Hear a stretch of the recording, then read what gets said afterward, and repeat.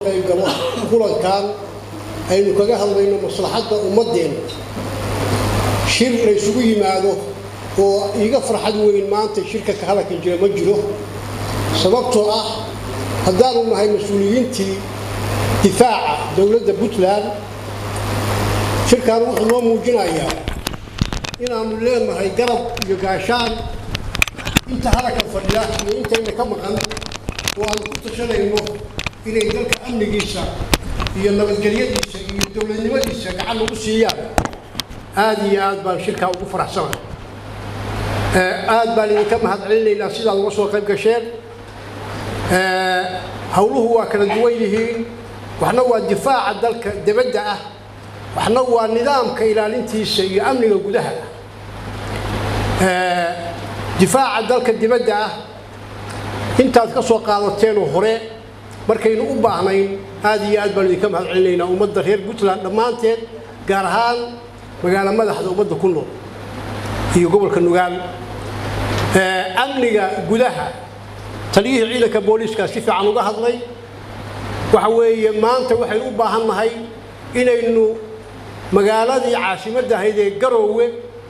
oo caasimadii Puntland ah oo tartan kula jira caasimadaha maanta jira ama magaalooyinka waaweyn ee Soomaaliya ku yaala iyo kuwa dibadda ahba in amnigeeda iyo nidaamkeeda iyo bilicdeeda laga shaqeeyo baynu maanta halka isugu nimid waa waajib inoo saaran anigu waxaan qabaa intiina halka fadhiday iyo hadda intayna ka maqan haddaynu kulligeen u kacno inaynu amniga iyo bilicda iyo nidaamka magaalada aynu ka qayb qaadano si buuxda uga qayb qaadano inaynu ku filnahay baan qabaa waxa weeye magaalada waa caasimadeeni waad maqlayseen duqa magaalada waxa magaaladii maanta ka jira waxayna qaadan karin weey waxa ka jira fusuq waxa ka jira dhulboob waxa ka jira nidaam darro iyo ku habsi dawladda guriga ee dhulkeedii lagu habsanayo waxa ka jira nin walba qori wata oo magaalada raba inuu iska dhaxmaro soo qorigiisa wata inkastoo hadda wax fiican laga gaaray oo ciidankii loo dhisay xasilinta magaalada iyo sugidda ammaankeeda ay wax weyn qabteen haddana weli waxba dhiman waxaan rajaynaynaa in arrinta iyada si buuxda looga qayb qaato weliba xilkaasi intiisa badan wuxuu saaran yahay dadweynaha ku nool magaalada Garowe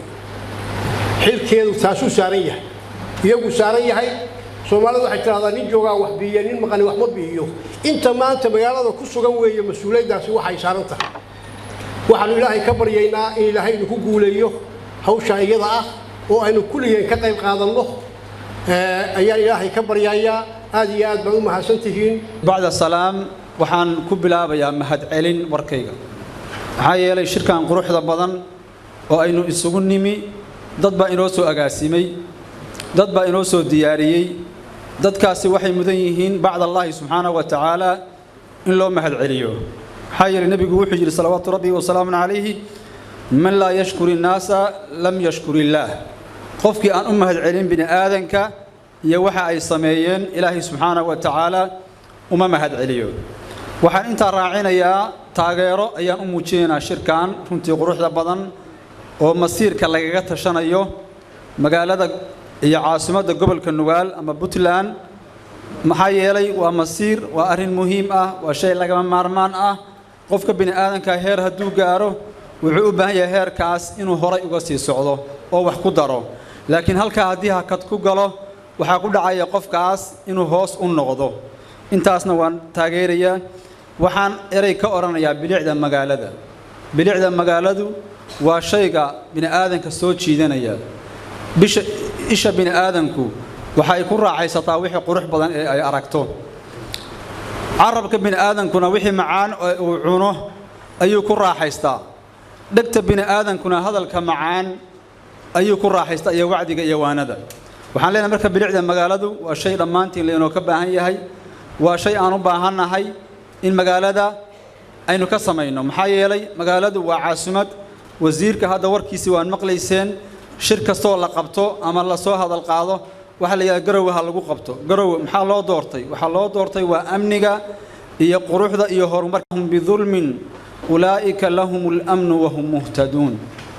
rabbi wuxuu yidhi subxaanahu wa tacaala markuu ka warramayey dadka mu'miniinta ah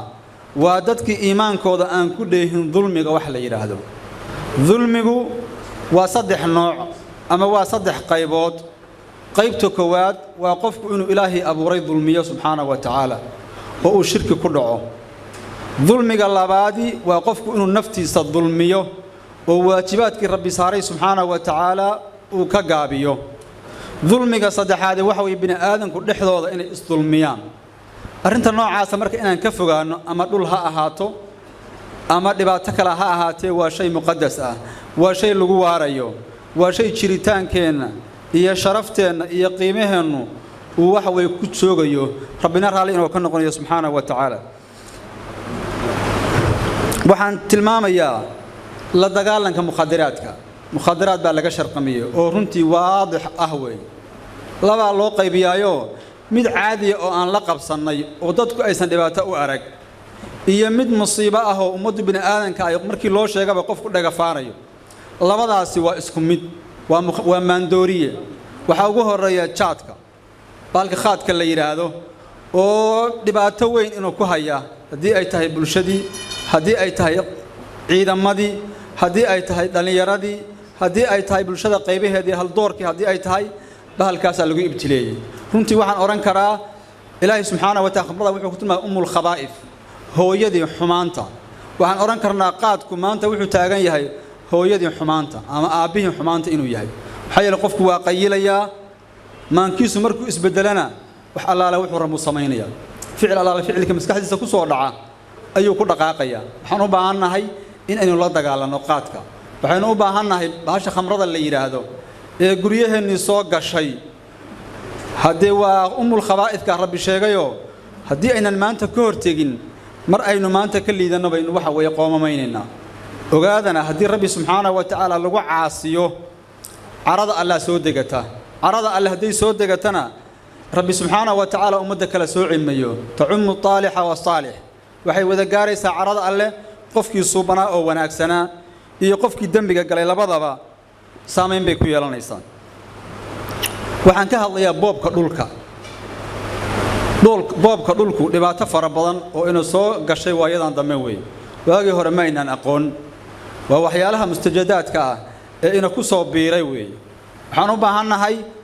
arrinkaas sida laga hadlay ama laga dhawaajiyay ama la tilmaamay in aynu u guntanno oo qof manfac u helayo waxa ka weyn bulshadu manfaca iyo danta ay helayso waxa laga yaabaa qof dhalinyaro ah ama qof ehelkaaya inuu xoogaa shaaha meesha ka helayo laakiin dantii caamka ee gobolka Nugaal ama daafaha magaalada iyo daaqsinta ha ahaato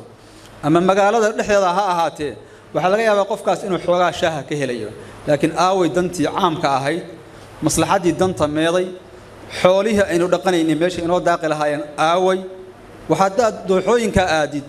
waxaad arkaysaa cagafyo wareegsan runtii waan la yaabay maalin dhaweyd aan miriya u baxay labada dacal ee magaalada dhul aan miyi ku aqaanayo xooluhu daaqi jireen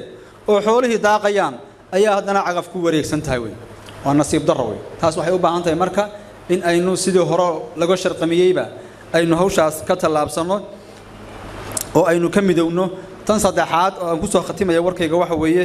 arrimahaas oo dhan waxaan kaga gudbi karnaa wacyigelin guud in laga sameeyo bini aadanka in wax loo sheego dadka in la tawjiihiyo waxaan dadka in la baro nabi maxamed salawaatu rabbi wa salaamu alayhi asaaliibtii iyo qaababkii ummadda wax ugu sheegi jiray